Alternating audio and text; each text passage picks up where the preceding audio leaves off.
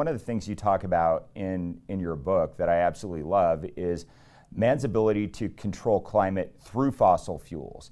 And when you look at the number of deaths that have occurred because of weather-related events, because of wildfires, because of natural calamities, what has happened since we've started burning fossil fuels? Because the media, when we listen to them, we think that everything is worse.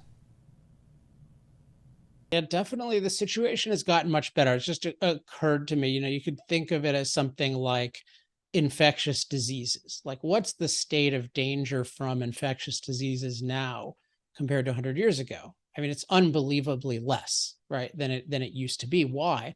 Because we have, in effect, infectious disease mastery. We've figured out how to neutralize many of these dangers. Now, have we contributed to the spread of any infectious disease?